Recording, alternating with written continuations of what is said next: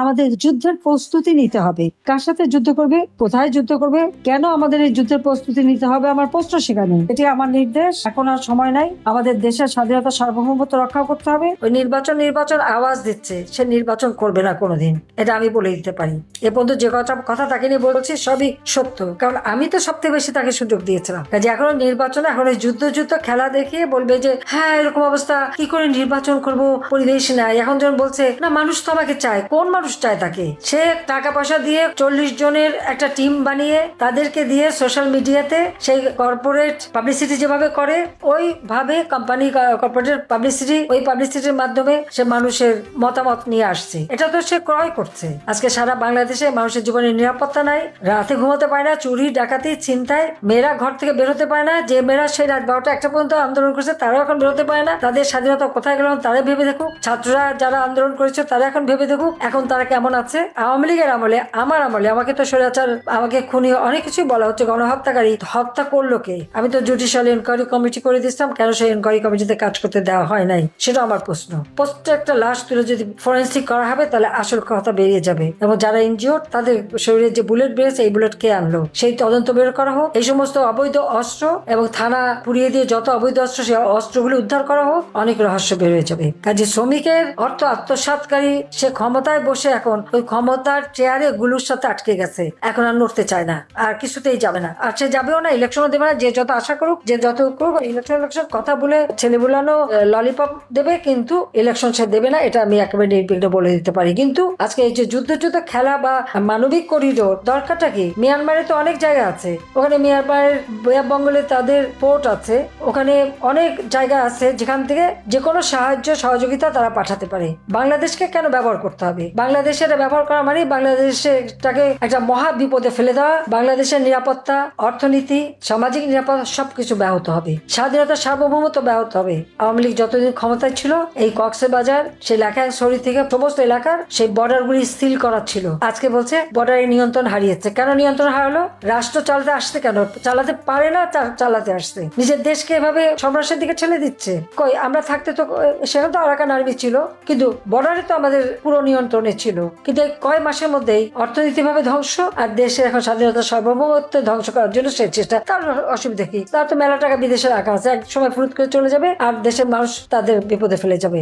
শ্রমিকের অর্থ আত্মসাৎকারী, শ্রমিক আদালতে সাজাপ্রাপ্ত ইউনূসের, তারা রাষ্ট্র পরিচালনা করার কোন অধিকার নেই। সে অবৈধভাবে ক্ষমতা দখল করেছে, অসাংবিধানিক ভাবে দখল করেছে। যে কোনোই হোক তাকে ক্ষমতা থেকে হটিয়ে দেশের স্বাধীনতা সার্বভৌমত্ব রক্ষা করতে হবে। আমাদের কৃষক, শ্রমিক, মেহনতি মানুষের স্বার্থ রক্ষা করতে হবে। মানুষের জীবনের শান্তি, নিরাপত্তা ফিরিয়ে আনতে হবে। আপনারা দেখেছেন ইউনূসের পররাষ্ট্র উপদেষ্টা বলে দিলেন কক্সবাজারের ওই ওখানে যে বর্ডারটা সেটা নাকি তাদের নিয়ন্ত্রণে নাই। এটা কোন ধরনের কথা? 2024-এর 5ই আগস্ট পর্যন্ত আমি যতদিন ক্ষমতায় ছিলাম ততদিন তো ওই বর্ডার আমার বাংলাদেশের নিয়ন্ত্রণে ছিল, সম্পূর্ণ নিয়ন্ত্রণে ছিল।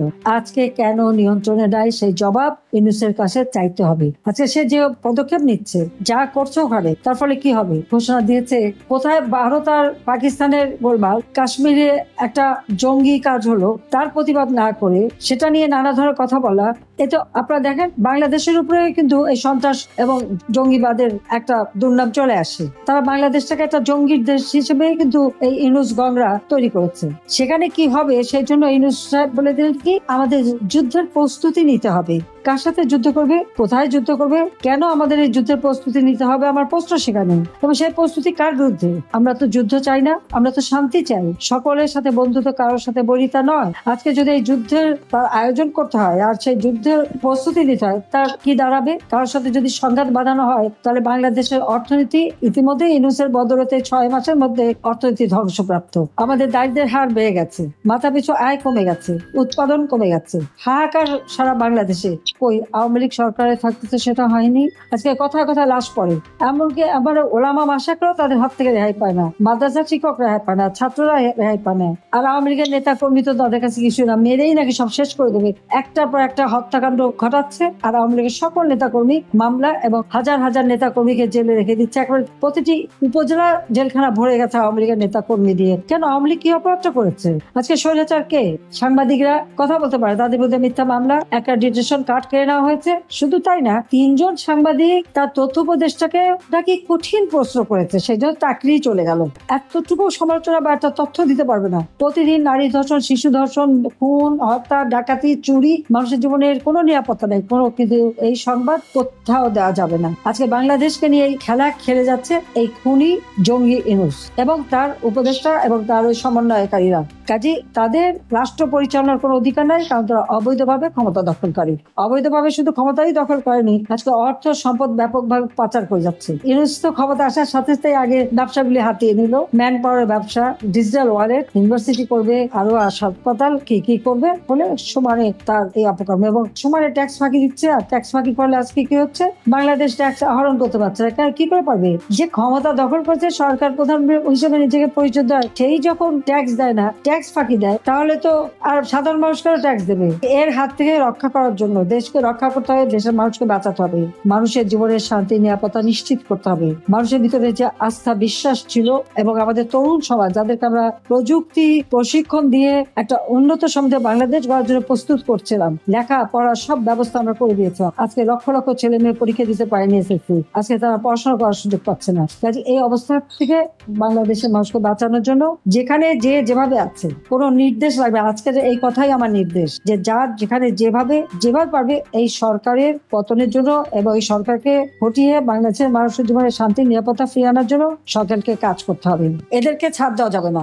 আজকে আমার আওয়ামী লীগের নেতা কর্মীদের গায়ে যারা হাত দিয়েছে, তাদের ছাড় দেওয়া যাবে না। ছেলেকে পাবে না, মাকে মারবে, হত্যা করবে, বাবাকে লাঞ্ছিত করবে, ভাইকে করবে, ঘর পুড়িয়ে দেবে, লুটপাট করবে। এই লুটপাট করে কারা কোথাও কোন সম্পদ নিয়েছে সব খুঁজে বের করতে হবে। এই জন্য প্রত্যেকটা এলাকায় যারা সংযুক্ত আছে আমি তাদেরকে বলবো, এবং আপনারা সবাইকে আমার এই বার্তাটা পৌঁছাবেন, কোন কোন এলাকায় কারা কারা আমাদের আওয়ামী লীগের নেতা কর্মী মুক্তিযোদ্ধাদের সম্পদ ধ্বংস করেছে, আগুন দিয়েছে, লুট করেছে, কোন কোন প্রতিষ্ঠান ধ্বংস করেছে, সমস্ত কিছু ডকুমেন্ট তৈরি করেন এবং আন্তর্জাতিক ভাবে এটা প্রচার করতে হবে। সাধারণ মানুষের কাছে কথাটা পৌঁছাতে হবে। আমরা খালি গ্রুপ করে কথা বললে হবে না, মানুষের কাছে কথাগুলি পৌঁছাতে হবে, যে কিভাবে এই খুনি এবং জঙ্গি ইউনূস ক্ষমতা দখল করার পর এদেশের মানুষের উপর অত্যাচার নির্যাতন চালিয়ে যাচ্ছে, সম্পদ লুটপাট করে যাচ্ছে, বিদেশে টাকা পাচার করছে।